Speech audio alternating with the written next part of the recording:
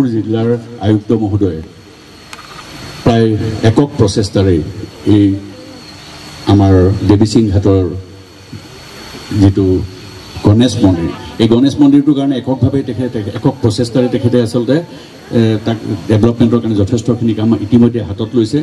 তেখেতৰ এই প্ৰচেষ্টাক আমি কিছু হাতে কামে অকল লাগি দিওঁ বুলি পেলাই ভাবিয়ে আৰু ভৱিষ্যতে যাতে আৰু অহা 3 বছৰৰ ভিতৰত এই গাঁওখন আমাৰ এখন সুজলা সুফলা বৰ সুন্দৰ গাঁৱলৈ পৰিৱৰ্তিত হয়। ইয়ালৈ যাতে ধৰ্মপ্ৰাণ ব্যক্তিসকলৰ লগতে পৰিৱেশপ্ৰেমী মানুহখিনিও আহিব পাৰে, সেইকাৰণে আমি অকণমান পৰিকল্পিতভাৱে ইয়াত আমি এজাৰ ফুল, কৃষ্ণচূড়া, সোণাৰু আৰু ৰাধাচূড়া এই 4বিধ ফুলেৰে আৰু বকুল ফুলো কৰিব বিচাৰিছোঁ। আমি পৰিপাটিকৈ আমি এটা অৰিয়েণ্টেশ্যনত কৰি পেলাই আমি বিচাৰিছোঁ যাতে অহা 3 বছৰৰ ভিতৰত ফুলেৰে জাতিষ্কাৰ হকে এখন গাঁও।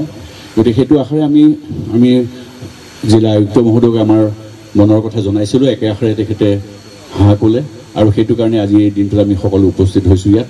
এই গোটেই অনুষ্ঠানটোত আমাক বন বিভাগৰ পৰা আৰম্ভ কৰি এগ্ৰিকালচাৰ ডিপাৰ্টমেণ্ট, কৃষি বিভাগ, BDO বাইদেউ, CO বাইদেউৰ পৰা আৰম্ভ কৰি আজি CRPFৰ সকলো লোকে আৰু স্থানীয় আমাৰ গাঁৱৰ সকলো ৰাইজে যি ধৰণে সহায় সহযোগিতা আগবঢ়াই আজি 5 জুন বিশ্ব পৰিৱেশ দিৱস আৰু সেই উপলক্ষে দেৱীসিং ঘাটৰ বেজৰ চুবুৰীত ইয়াতে আমি জিলা প্ৰশাসন, তেজপুৰ ফাউণ্ডেশ্যন, বিভিন্ন আমাৰ বিভাগৰ বিষয়াসকল আহিছে। তাৰ লগত আটাইতকৈ উল্লেখযোগ্যভাৱে এই অঞ্চলৰ এই বেজৰ চুবুৰীৰ ৰাইজ সকলো ইয়াত আজি উপস্থিত হৈ আমি এক বিস্তৃত বৃক্ষৰোপণ কাৰ্যসূচী লৈছিলোঁ।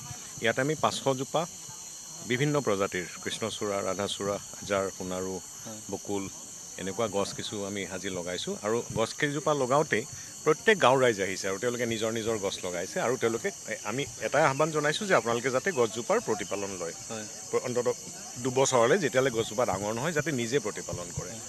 আৰু আমাৰ এইটোৱে আশা যে এই গোটেই অঞ্চলটো আৰু যিটো প্ৰাচীন কালৰ গণেশ মন্দিৰ আছে আমি সেইটো আটধুনীয়াকৈ তাক পৌৰাণিকতা ৰাখি আমি বনাব বিচাৰিছোঁ আৰু হয়তো কিছুদিনৰ ভিতৰত আমাৰ মন্দিৰটো সম্পূৰ্ণ হৈ উঠিব।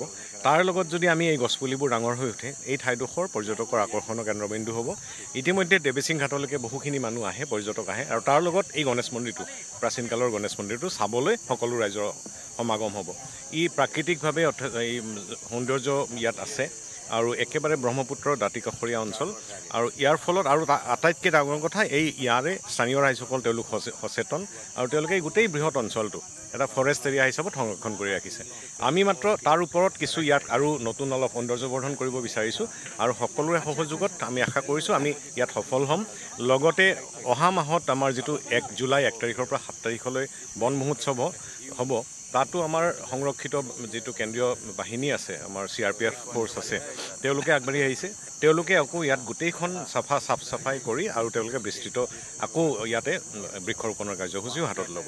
সকলোৰে সহযোগত আমি আশা কৰিছোঁ যে কিছুদিনৰ ভিতৰতে এই অঞ্চলটো আমি খুব ধুনীয়া আকৰ্ষণীয় অঞ্চললৈ ৰূপান্তৰ কৰিম। আপুনি ছাৰ দায়িত্ব লোৱাৰ পৰা শোণিতপুৰত